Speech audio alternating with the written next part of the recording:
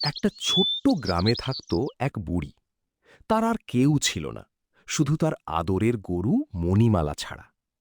বুড়ি মণিমালাকে ডাকত মেয়ের মতো করে, আর মণিমালাও যেন সব বুঝত। মণিমালা, ও মণিমালা, তাড়াতাড়ি চল রে। অনেক বেলা হয়ে গেছে, খিদেই বুঝি তোর পেট পুড়ে যায়। চল, তাড়াতাড়ি চল। এভাবেই প্রতিদিন সকালে বুড়ি লাঠিতে ভর দিয়ে মণিমালাকে মাঠে নিয়ে যেত। জানিস তো মণিমালা, তুই ছাড়া এই দুনিয়াতে আমার আর কেউ নাই।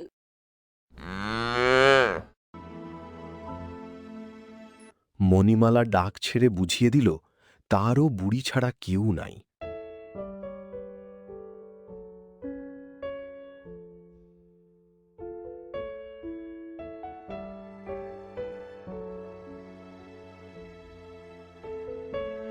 এভাবেই দুজনে কথা বলতে বলতে মাঠের দিকে এগোল।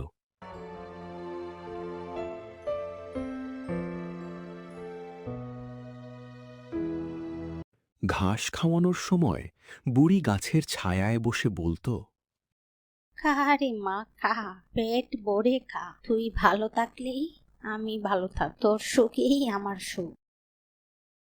এভাবেই আরো কিছুক্ষণ বুড়ি একা একা মণিমালার সাথে বকবক করল।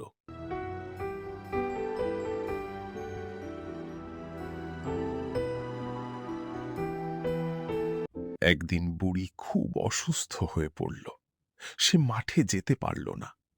মণিমালা সারা দিন গোয়ালে চুপচাপ দাঁড়িয়ে রইল, কিছুই খেল না। সন্ধ্যায় সে নিজে নিজেই ধীরে ধীরে বুড়ির ঘরের দরজার সামনে এসে দাঁড়াল।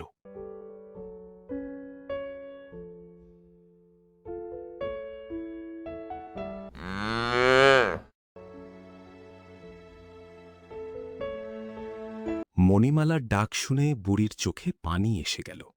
সে বুঝল ভালোবাসা শুধু মানুষের নয়, প্রাণীর মনেও থাকে। কিন্তু এই ভালোবাসা রেখেই মণিমালাকে একা রেখে বুড়িকে চিরদিনের জন্য চলে যেতে হল। আর ওইদিকে মণিমালা বুড়ির অপেক্ষায় অপলক দৃষ্টিতে বুড়ির দরজার দিকে তাকিয়েই রইল।